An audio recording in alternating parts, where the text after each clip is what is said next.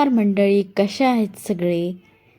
तर आजच्या ब्लॉगची मी सुरुवात करते. आज आहे संडे आणि आज मला ना किचनची डीप क्लिनिंग करायची होती. कारण ना रोज आपण तर क्लीन करतोच, पण ना आता काहीतरी सण असला म्हणजे आपलं घर ना स्वच्छ असलं पाहिजे, कुठे जाळके दिसले नाही पाहिजे, म्हणजे एकदम क्लीन असलं पाहिजे असं तर मला वाटतं. मी तर स्वच्छता करतच असते. तुम्हाला कसं वाटते मला कमेंटमध्ये नक्की सांगा.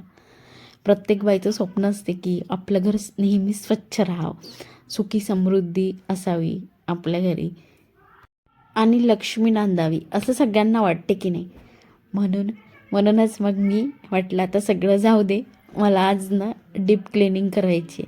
आणि घरामध्ये ना असं सगळे भांडे ना असे चिकट झाले होते. मी नेहमी स्वच्छ करते, पण ना घरामध्ये ना असं डीप क्लिनिंग म्हणजे पूर्ण डब्बे साफसफ आपण वरवर साफसफाई तर रोजच करत असतो ना, की थोडं डब्यावर धूळ असली ते पुसून घ्यायचं आणि ठेवून द्यायचं. पण आज मला असं वाटत होतं की सगळे डब्बे स्वच्छ करावं आणि नंतर मग सगळं त्यामध्ये भरून अरेंज करायचे. म्हणून मग आज म्हटलं संडे आहे तर आपण ना सगळ्यात आधी ना स्वयंपाक आवरून घ्यायचा. म्हणजे स्वयंपाक आवरला ना तर मग बाकी टेन्शन नसते, किती पण वेळ होऊ दे असं सर्वांच्याच घरी असते. म्हणूनच मग सकाळी उठले आणि आम्ही नंतर मग चहा वगैरे घेतला दोघांनी. त्यानंतर ना तिथेच मी कुकर लावून दिला.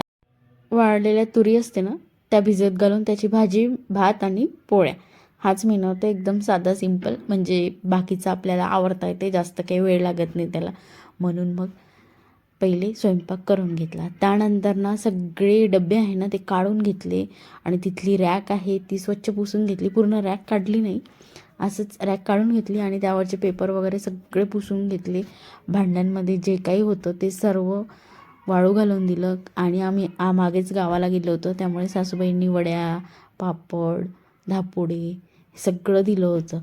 तर त्यांनी तर ऑलरेडी उन्हात वाळू घातलं होतं, पण इकडे पुण्यामध्ये ना थोडं वातावरण खराब असल्यामुळे ना लगेच असे किडे वगैरे लागतात. म्हणून म्हटलं आता नेट लावली तर कबूतर पण आत येत नाही, त्याच्यामुळे म्हटलं आता घासतच आहे डबे, तोपर्यंत एक एक सामान आपलं वाळून पण जाते. म्हणून थोडं वाळत पण ठेवून दिलं आणि मग छान स्वच्छ असे डबे घासून घेतले.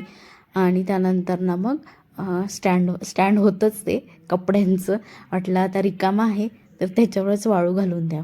मग छान वाळू घालून दिले डबे.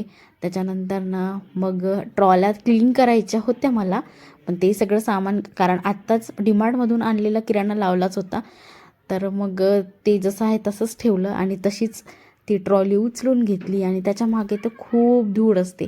ते 8 दिवसातून जरी साफ केलं तरी पण ती धूळ तशीच असते. इतका धूळ येते, कारण समोर बिल्डिंगचं काम चालू आहे ना, त्याच्यामुळे खूप धूळ येते. तरी पण मी दार वगैरे खिडक्या वगैरे सगळं लावून ठेवते.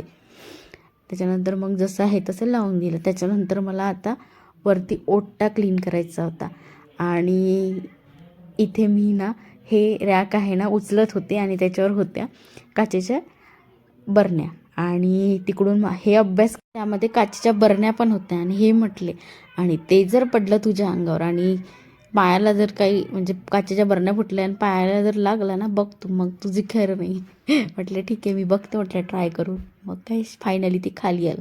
त्याच्यानंतर ना ते जे भिंती आहेत ना ते टाईल्स इतक्या चिकट झाल्या होत्या, बापरे. मी 15 नाही, 1-2 महिन्याच्या आधी घासलं होतं, परत जशान तसंच झालं.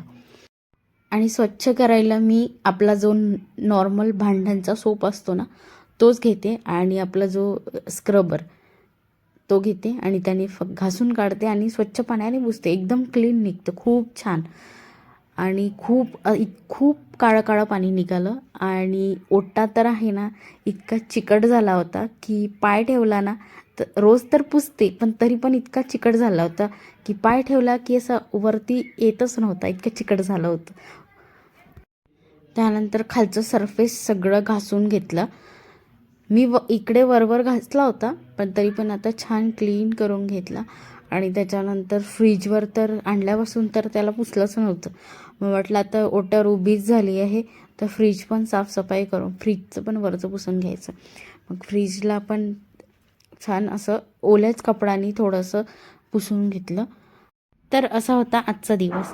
चॅनलवर तुम्ही नवीन असाल तर प्लीज सबस्क्राईब करा आणि सपोर्ट करा. चला तर भेटूया नेक्स्ट ब्लॉगमध्ये. तोपर्यंत बाय बाय.